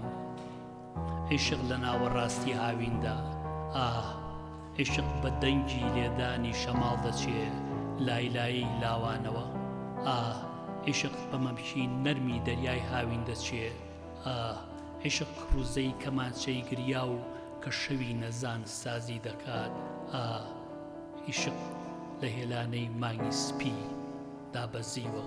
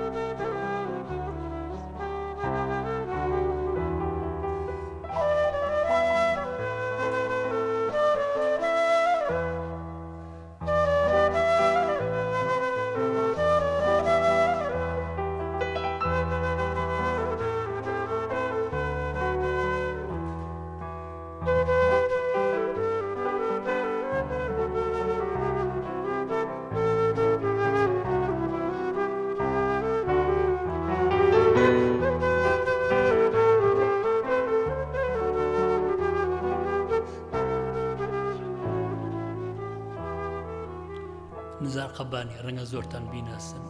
نزار قەبانی لە 1923 تاکو 1990 ژیاوە شاعیر و دیپلۆماتی عەرەب لە دیمشق لەدایک بووە دوای دەرچوونی لە کۆلێجی قانون لە 1945دا چۆتە بواری دیپلۆماسیە و لە چەند وڵاتێک کاری کردووە لە 1966 دەست لە کاری دیپلۆماسی هەڵدەگرێت یەکەم شێعری بە 16 ساڵان نووسیوە و لە نیو سەدەی ژیانی شاعریدا 35 دیوانی بە چاپ گەیاندووە ڕەنگە ناسراوترین شاعری عەرەبی سەدەی 20 بێ نیسکۆی 1967 عەرەب لە بەرامبەر ئیسرائیلدا ڕەوتی شێعری قەبانی دەگۆڕێ لە شێعری عیشق و خانمەوە بۆ سیاسەت چوار شێعری زۆر کورتیە خوێنمەوە بە بێوشە چون وتەی فەرهەنگ بێجانە چون وتەی نامە بێ زمانە چون وتەی چیرۆک خامۆشە دەمەوێ ڕێ بدۆزمەوە عاشقانە خۆشم بوێی بە بێوشە پۆست لە منەوە نامەیەشی خۆشەویستی و لە منەوە نامەیەشی خۆشەویستی و لە تۆشەوە نامەیەشی خۆشەویستی بەهاردادێ پەرستن عیشق ئەی خانمی چاومەن تونڕەوی تەسەوف و پەرستنە عیشق وەک لە دایک بوون و مردن سەختە دووبارە بوونەوەی شەو لە شەقامی شەودا جێیەک نەماوە پیاسەی تێدا بکەم چاوەکانت هەموو پانتای شەویان گرتۆتەوە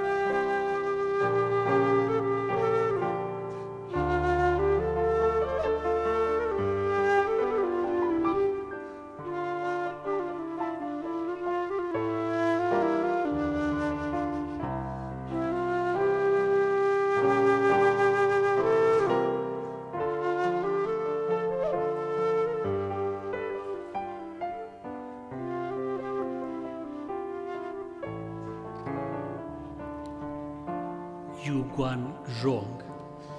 لە 1920 تاکو 2007 لە شاری نانجینگیش چین لەدایک بوو لە کاتی لەشکرکێشی سوپای ژاپۆن لە دووەم جەنگی جیهاندا خۆی و خێزانی هەڵاتون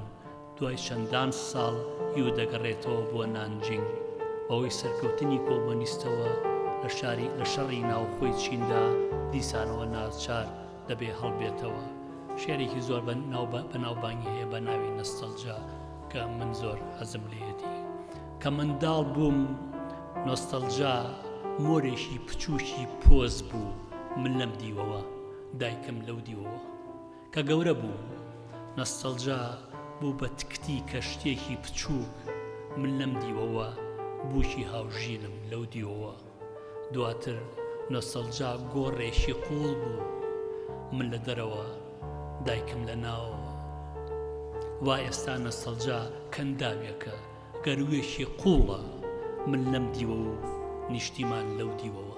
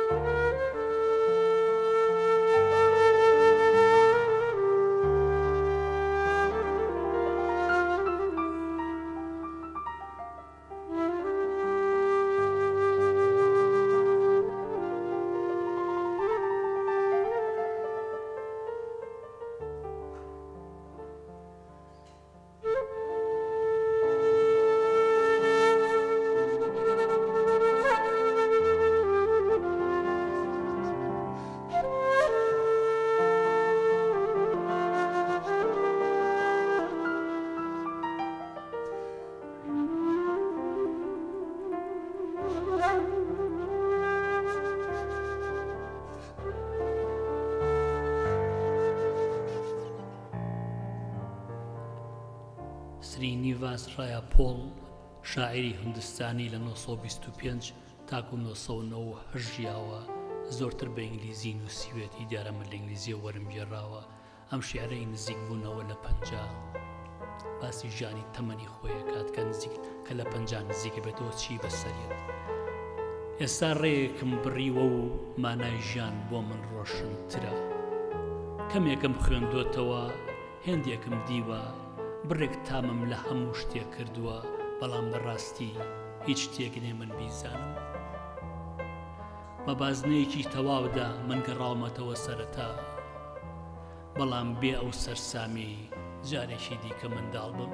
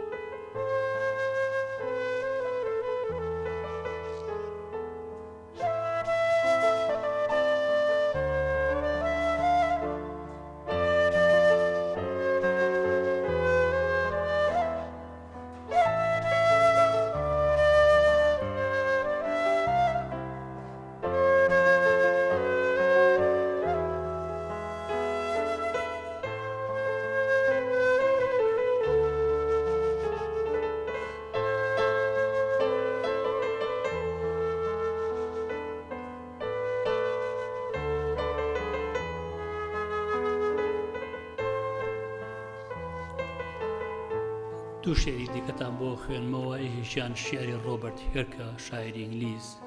کە ئەو شێعرەیە تاسیری لە عەبدوڵڵا گۆران کردووە بۆ نووسینی شێعری کوڵی لاولاو دیارە مامۆستا گۆران ناڵێ کام شێعرە کاریگەر بۆ لەسەری کۆمەڵێک شێعرەیە کە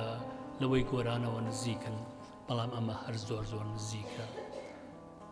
ڕۆبەرت هێرک لە 1591 نزیکەی 500 ساڵەمە و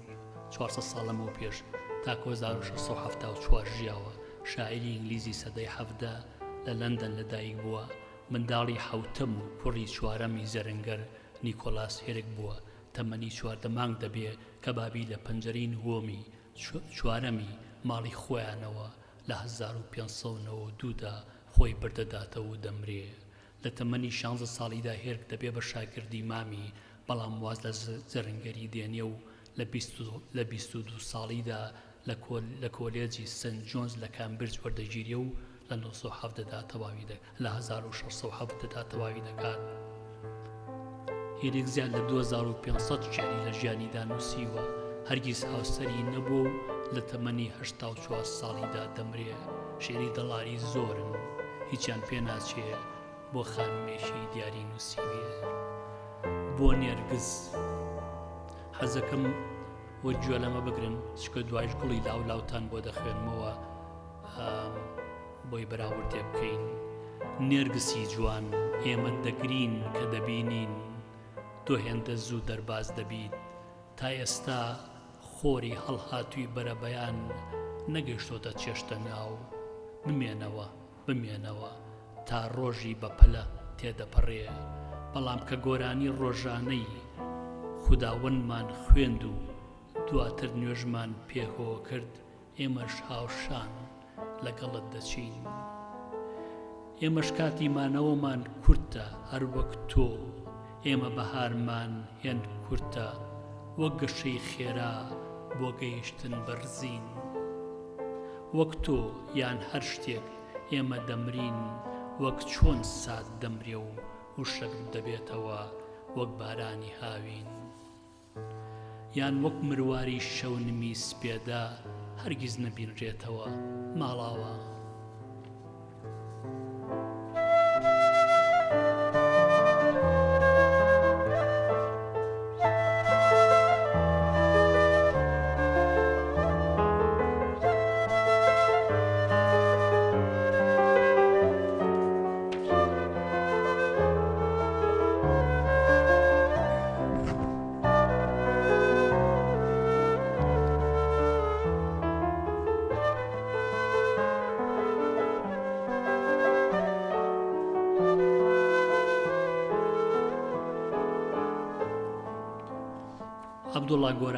عەبدوڵڵا گۆران لە 1904 لەدایک بوو لە 1962 لە تەمەنی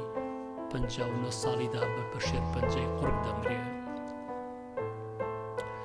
ئەم شیعرە مامۆستا گۆران بە ڕۆشنایی ئەو شێرەی هێرک نووسیوێتی بۆ گوڵی لاولاو خۆتان بڕیار بن کامەیان کاریگەرترە بە کوڵ گریان لە چاوم دێ گوڵی لاولاوی ڕەنگا و ڕەنگ لەبەرچی سیزەبی واز و چی ئەسبابی ژاکانت هەموو تاوێکە ڕۆژ هەڵهاتووە بۆچی وەها بێدەنگ ئەژاکەی توخوا ئەی گوڵ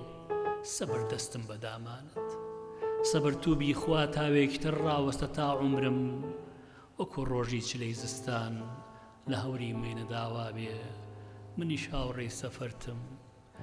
هاوڕێی سەفەرتم ئەی گوڵی لاولاو منی ژەمرم منیش خیلقەت وەکو تۆ وا نەبێ زۆرم لەگەڵ چاوێ منیش وەک تۆ بەقام کورتە و بەهارم تیژە و کەم فرسەت گەشەم مەیلە و زەوالە چەشنی تۆ چەشنی هەموو دنیا وەکو بارانی هاوین زوو فەنایە عومری بێمروت تە بە خورمایە هەیهات بە چەشنی شەونمی سەرجا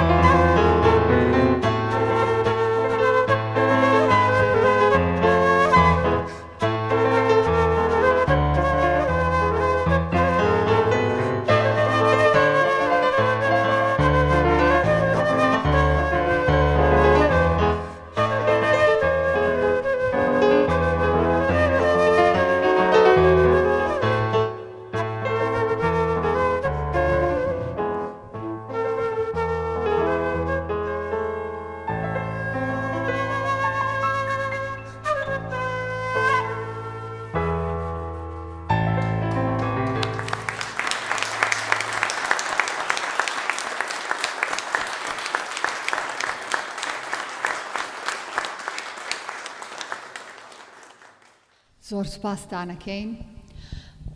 وەکوی دکتۆر ڕێبوار ئاماژەی پێیا کە ئەمڕۆ یادی شەهیدبوونی شەهید دڵشاد مەریوانیە، داواتان لێ یەکەین خولەکێک بە بێدەنگی بۆ ڕۆحی ئەو بۆ یادی بەرزی ئەو بە بێدەنگی بۆستین. فەرموون.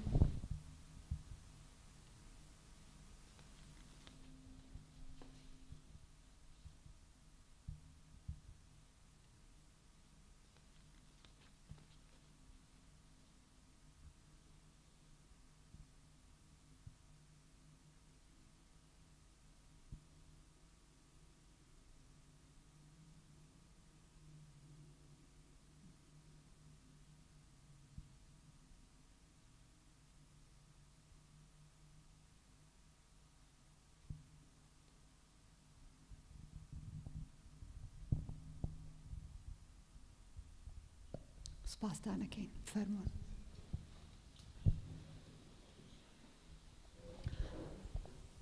ئێمە ڕۆژانە بەر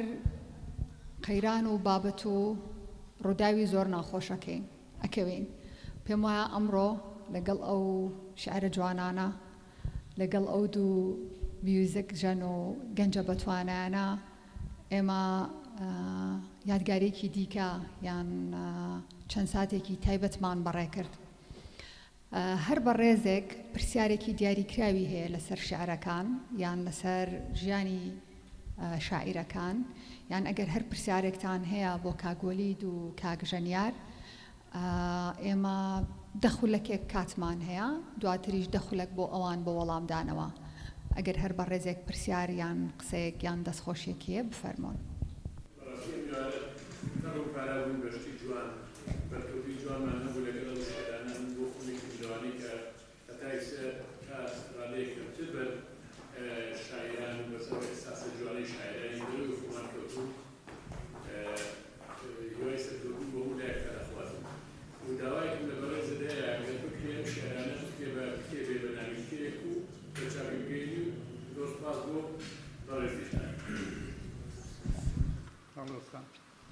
والله برادرێک داوای شعرێکی کاک دڵشاد دەکا کە مامۆستا دکتۆر ڕێبوار خۆی دەخوێنێتەوە. زۆر سوال مامۆستا هەمالی، دیارە من و مامۆستا عەمەلی لە زلان کۆ بەیەکەوە بووین. ئەمە شعرێکی زۆر کورتێکی زۆر خۆشە، من ئەمەم کردۆ بە ئینگلیزیش. وەک چاوی شوێر بۆ بینایی، وەک لێی وشک بۆ تەڕایی، حەزم لێتەوە بیرت دەکەم گسایەقەی پاش باران،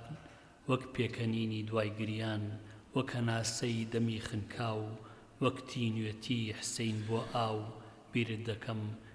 دەکەم وەک ڕۆژانی باوە خونی لێک بڕانی، زاوا لە بووک بیرت دەکەم. ئەوە شێرێکی کورتیت.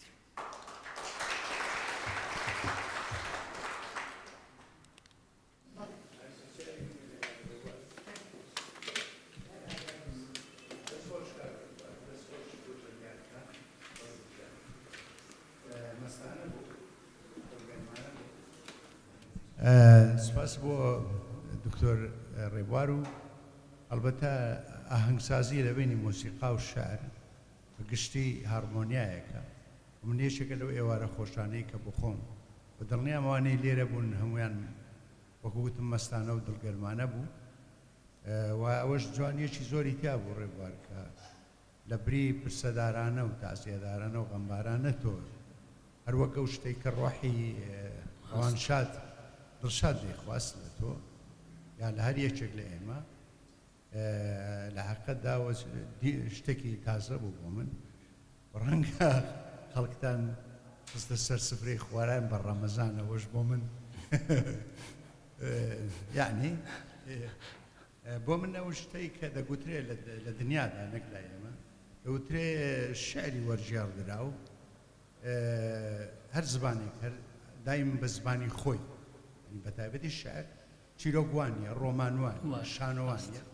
بەڵام بۆ شعر دەوترێ دەبێ هەر بەزە بە جوانیەکەی لە زباندا ئەگەر شعرەی خۆت خوێندەوە ڕۆحەکیت کەت هێنا وەکو کوردێک ئەو شعرەکەی گۆران بەس دەوترێ وەکو ماچی ئەو دی و پەنجەرە وایە ئەو دی شوشە وایە نێمیشە واتە چیرەکرێ هەر شعرێکی وەرژێڕا و ماسێکی ئەو دی و ینی ڕێن ئەوە کە بێ دیوارەکە بێت نێڵێومە بە تایبەتی بە شوشەیدا ماسی ئەو دی و پەنجەرە پەنجەرەکە داخە دەکرێ خەڵکێک عاشق بوو بێ هیچ زالێکی نەبێت لە پشت پەنجەرەوە یەکتیران ماس کرد بەڵام بای چەند بڕوات بەوەیە یانەوەی کە تۆ ڕەنجت داوە من دیارە بۆ چوونێکی کەم هەیە ئێمە ئەبێ کللتور یەکتری بێک بناسیێنین ئەوە گومان نییە ئەوە گومان لەوان نییە ئەژینا چەقە بەستین بە خەناعەتی من بگو پێشتری ژوتم شێری کوردی تا ڕادەیەکی زۆر چەقی بەستووە لەو بازنەیە هەندێک هەوڵ هەیە بەڵام شێری کوردی پێکەوە هەمووی چەقی بەستووە من هەرچیەک بکەم کە شێرێک وەرەگێڕم هەرگیز ناتوانم ڕۆحی شیارە ئەسلەکە پارێزم ئەوەی من هەوڵم ماوە ڕۆحێکی کوردی لەبەر بکەم بە خەناعەتی من ئەوە بۆ چوونێکی تەندروسترە لەوەی کە من بمەوێ وشەکانی ئەو پارێزم هەرچەند پاراستومە بەڵام پێویستە ڕۆحێکی کوردی بکەی ببەرە بێجگە لەوە زمان گەلێک ئاڵۆزە زمان چونکە زمان گزارشتە لە کللتور ئێستا ئەمەی ڕۆبەرت هێک لە 1500 ئەمەنگا ژیاوە دیارە زمانی ئینگلیزی لەو سەردەما زمانێکی دیکە بووە هەموو کەسێ ناتوانێت بیخوێنێتەوە بێجگە لەوە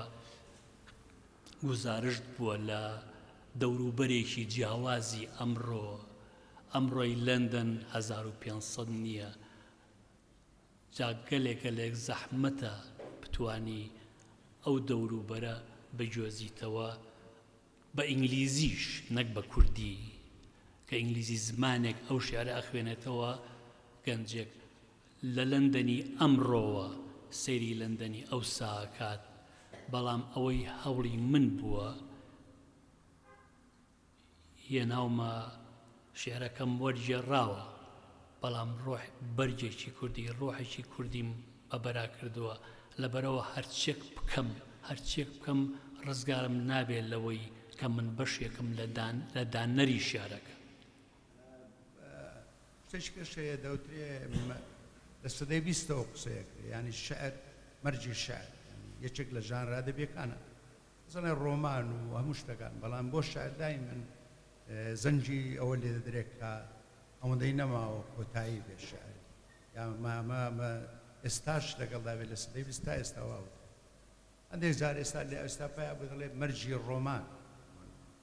ێ دەڵێ مەرجی شانۆ بەس بۆ شەعر زۆر دەمێک ساڵە ئەو قسەیە بە خەناعەتی من شیعر قەت نامرێ ئەزانی بۆچی شیعر نامرێ منەڵێم شیعر ڕۆڵێکی جیاواز وەرەگرێ بۆ من ڕۆژێکە بۆ یانوت ئاین نەمرێ ئاین نەمردووە ئاین ڕۆڵێکی جیاوازی وەرگرتووە بەسی ئەگەر باسی ئەوروپا بکەم ئێستا میدیتەیشنەوەوانە هەمووی بۆ دیستوانە هەمووی هاتۆتەوە ژیانی ڕۆژانەی خەڵک لە هەندستان ناڵێم لە چین ناڵێم لە لەندەن ناڵێم لە بەریتانیا ناڵێم لە فەرەنسا ناڵێم کە ژیان ئاڵۆزە بێت ئێمە وای تێگەین هەموو شتێکە بێ بە زانست بە بۆچوونی من بە زانستکردنی هەموو شتێک ڕووخانی مرۆڤایەتیە بتەوێ و نەتەوێت تۆ لە دەریەوە پێویستە بەوەیە شەو دابنیشی شیعرێ بخوێنیتەوە بۆ ئەوەی ئارام بیتەوە بۆی هێمن بیتەوە ئێمە زۆرتر بە تایبەتی ڕەنگە من وەکو زانایەکی فیزیا لۆمە بکرێم ئێمە هەموو شتێکەکەین بە زانست بەڵام بۆم هەیە قسە بکەم زیاتر کاک تاسین بۆم هەیە نەداوەتم کە دوایم قسانەوە بۆ بکەم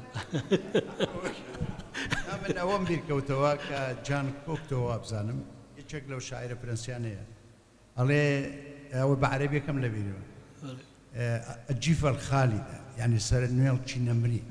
گە شەعر سەرە نوێڵێک بێ گوفەک بێ یا زبڵخانەش بێ بە قسەی هەندێک کەس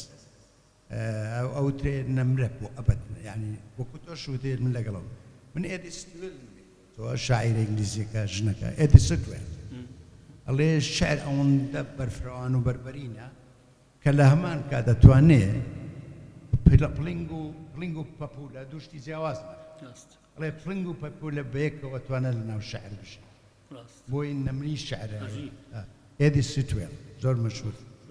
زۆر سپاس من سپاسی تۆکەم ڕەنگە سەرنجێکی کەشمە بێت ئەوە ئەبێت داوەتم کەی بۆ دەرەوە لێرە بەشی خۆتە برد یعنی ئەگەر سەیری ئەم گەردوونە گەورەیە بکەین دوو سیستمەیە سیستمێکی ئەو گەردوونەیە کە باسیەکەن و ئەم هەموو ڕێسا و یاسا و فەلەک و شتەی تایە ئەوە گەردوونێکە بەڵام لەگەڵەوەشە گەردوونێکیش لە عەقڵی ئێمە هەیە لە بەرامبەر ئەو گەردوونە ئاڵۆزا گەردوونێکی ئاڵۆزتر لە عەقڵی ئێمە هەیە لەو گەردوونەی عەقڵی ئێمە کە تەریبە بەو ژیانە مادی لە دەرەوە هەیە جێی زۆر شتە بێتەوە ئەفسانە شیعر چیرۆک جگەلەوە شیعر بیرە نەچێ ڕاستی ئێمە شیعر بە کوردی نووسراوە بە شیعر کوردی نییە بە کوردیە نووسرێ شیعر زمانێکی جیاوازە شیعر زمانی ڕۆژانێ من هەموو جارێک ئەو نمونەیەڕمەوە بینێ باندەڵم ناسکە پەنجەکەت باوە شێنم کە باگریژەکەت ئەگەر تۆ بچیتەوە ماڵەوە بەخانمە وا بڵێ وازانێت تێک چووی پێڵێ کابرا تێک چویت بەڵام پتێوە نەتەوێ معنای هەیە و شیعریشە و خۆشیشە زمانیشە لەبەرەوە منەڵێم شیعر ڕۆڵێکی زۆر گەورەتر وەرەگرێ هەتاکو ژیانی مادی و تەکنەلۆژی و کۆمیونیکیشن ئاڵۆزتر بێت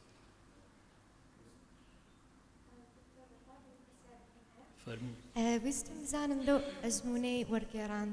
یعنی لە کاتی وەرگێڕانە چ ساتێک بەلای تۆ لە هەمووی خۆشتر و یاخود گرنگتر بوو یان ساتێکی وا هەیە؟ بەزاتی خوان ڕەنگە کەس پرسیاری وازوانی لێ نەکردبم ینی بە بۆچوونی من لە ئەزمموی خۆمەوە کە تۆ داهێنەریت ئەچیتە دنیایەکی کەوە لەو دنیای ئەم ڕواوی خەتدا ناهێنیت چکە بیر لە عیلمەکەیتەوە بیر لە مناڵەکەیتەوە بیر لە قەرزەکەیتەوە و موچە نەهاتوو دیناری عێراقی شکاوە و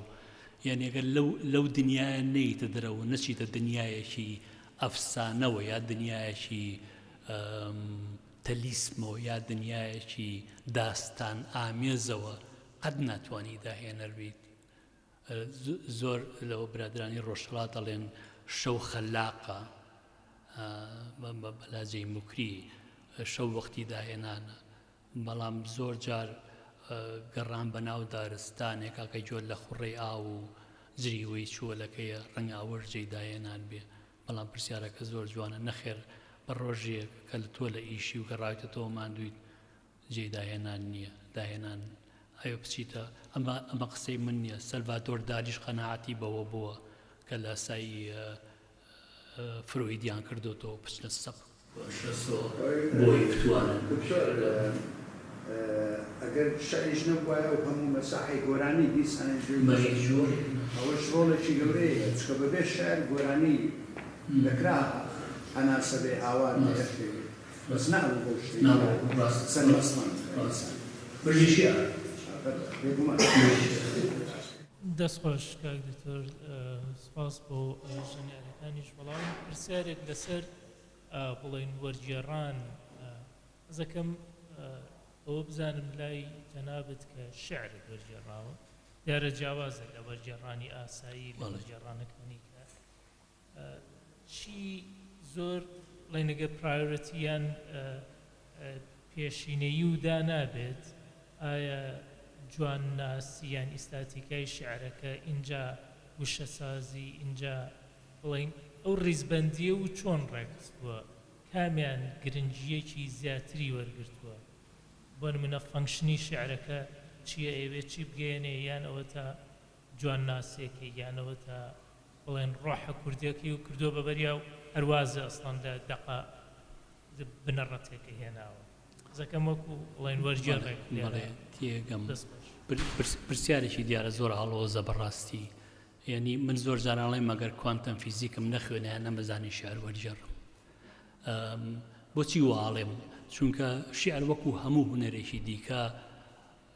ڕێسایتایە یعنی کە تۆ سەری شعریەکەی ڕێساوە بەستم کێش و قافیە نییە نا ڕێسا ئێستا من پێشتر وتم من گوێ لە شیاری لۆرکا گرم چونکە حەزم لە ڕیتمەکەیەتی شیعر بێ ڕیتم نییە پێشگەلەوە شارەزایی لە هەردوو زمانە زۆر گرنگە دیارە من ساڵانێکی نامەیە بڵێم چەنگە چونکە ئێستا تەمەن مەزانن ساڵانێکی زۆر زۆری پێچووە زۆر پێچووە ساڵانی ئاسایینا بڵێ من چوم دانیشتومیشم نەکردەوە ساڵانێکی زۆر چڕ خۆمەزانم چەند چڕ بوو لە خوێنن لە کاری جیاواز لە خوێندنەوەی جیاواز ئەوانە هەمووی تێکەڵ بوون لە زانست لای من ماتماتیک زمانێکە شێعر زمانێکە فیزیا زمانێکە ئێمە هەمیشە وازان یەک زمانە زانین بەڵام کۆمەڵێ زمانە زانین هەمومان کۆمەڵێ زمان ساکەین شێعر تەنیا ڕیتمی زمان بەکارێنێ هیچی کە بەکار نایەنێ ئەوانەی کە زۆر گرنگە لە زمانە بۆ نمونە ئەگەر تۆ بڵیت مەزان پەپوسلێمانکە نا کونە بەبوو لە کوردەواریە شومە ئەگەر تۆ شێعرێکی کوردی وەربژێڕی بە ئینگلیزی کونە بەبوو بە شومدا بدەیت شێعرەکە و معنای نییە چونکە ئەبێ بیگۆڕی بۆ مەسەلەن قەلە ڕەشکە شتێکی وە چونکە کونە بەبوو پۆستە بەرە یعنی کللتور لە زمان جیا ناکرێتەوە ئەبێ کللتوری هەردوو زمانەکە شارەزابی بۆی شیعر وەربژێڕی پێشگەلەوە بەڕاستیە بێ ئەزمونە لە شیعرا هەبێت ئەگەر ئەزمونە لە شیعرا نەبێت لە شێعر ینی شێعر شتێکی من شاعر نیم بەڵام شێعرە بۆ دانێم زۆر ئاسانە من پێی ناڵێم بەرادەرێک گوتی تۆ شیعرە نووسی شاعری وتم نا من ئەندازیاری وشەم وشە ئەتوانی ڕیزی بکەیت کەی توانی و ڕیتمی پێ بێت لەبەرەوە تەنیا شتێک نییە کۆمەڵێ شتێ بەڵام دیارە تۆ ناتوانی ئاوازی شیعرە ئەسلەکە بپارێزی مەجبوریت ئاوازی شێعرێکی کوردی پێی مەبەستم لە شێعری کوردی نیە شێعرێکی نووسراو ئەتوانی ئاوازێکی پێبەی لە قەڵبەزەی ئاو بچێ لە تاڤگەیەک بچێ لە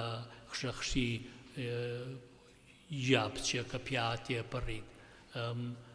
من زۆر باوەڕم بەوەیە کە شاعرە توانێ کێشی خۆی دابنێ کێشی خۆی بنووسێ نەک تەنیا بچێتەوە بۆ عروس دیارە من شێعرم بە عروزە نووسم و بە عروزی ژوەڕی ژێڕم نەک لەبەرەوەی کە هینە وەکو ئەزمونێک وەکو بڵێ ئەمەیە بازوی خۆم دەربخەم منەوەژە زانم وتم ئەگەر بۆ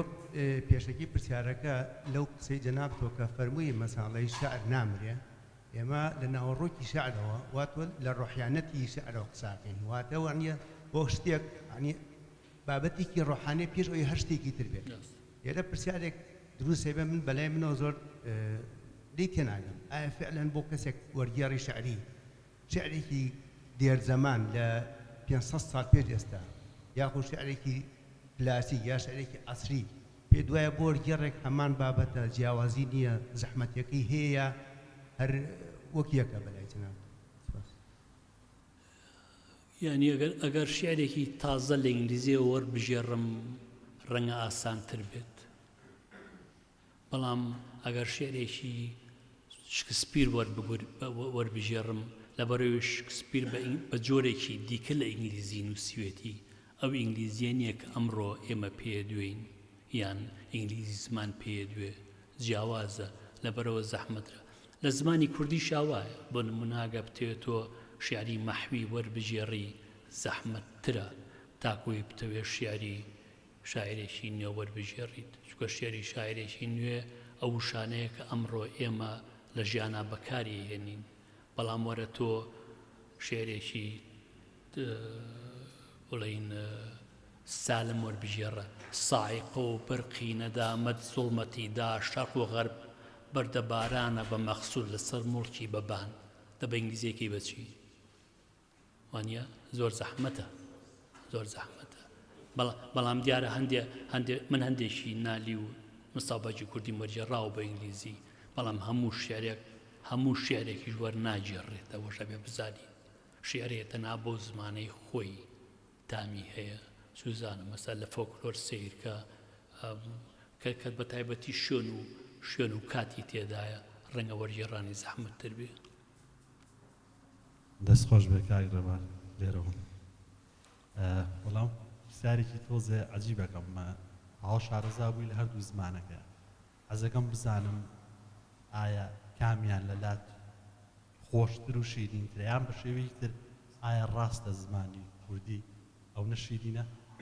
حەزم تۆزە زوڵم لەوە حەزم کرد زانم یعنی دیارە زمان سەبجەکتی بە خۆت بەندە من زمانی دایکم زمانی کوردیە بۆیە لام شیرینە زکە کە لە کۆڵان شەڕما کردووە بە کوردی شەڕما کردووە فوتبۆڵێنما کردووە بە کوردی فوتبۆڵێنما کردووە زمانی کوردی لای من زۆر شیرینە دیارە کە زمان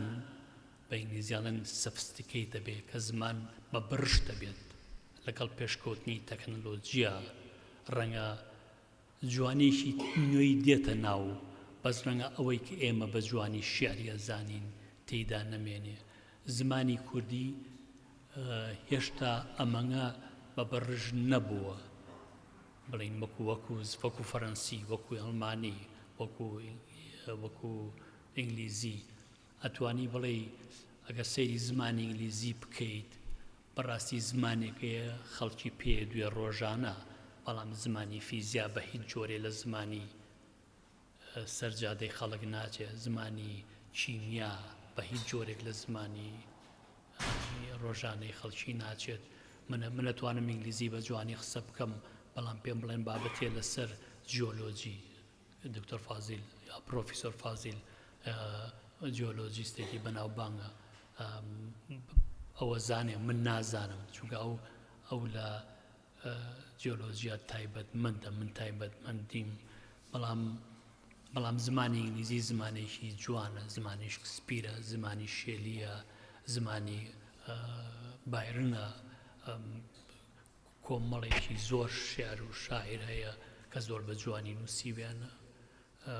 زۆر بە زەحمەتیە زانم بەڵێم زمانێک جوانە زمانێک ناشرینە ئەگەر سەبجەکتیڤ بم لە بە خاتری دایکم زمانی کوردیم خۆشەوێ بەڕاستی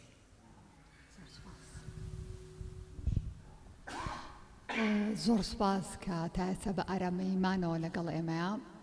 هەڵبەت هاوڕێیان دکتۆر ڕێبوار لەگەڵ خوشک و براکانی کە پێشتر ئاماژەمان بە دڵشاد میوانیە پەروەردەی خێزانێکن دایک و باوکێکن کە خێزانێکی تێکۆشەر بەهرەمەند ماند و نەناس بۆیە پێم خۆشە لێرەش یادێکی کوردیان بەڕێزەوە ڕێز و سڵاو بۆ ڕۆحی نەمری حاکم گەشاویش بنێرین جاری کەش بەخێر بێن زۆر سپاس و پێزانینێکی زۆرمان هەیە بۆ دکتۆر ڕێبوار بە ناوی ڕێکخراوی ئازاد بوون بە ناوی هەمووتانەوە زۆر سپاس و پێزانینیان پێ ئەڵێین دکتۆر ڕێبوار کاگوەلید و کاگژەنیار بۆ ئەوەی کە ئێوارەیەکی زۆر تایبەتیان بۆ ئێمە دروست کرد دووبارە بەخێر بن سەرچاو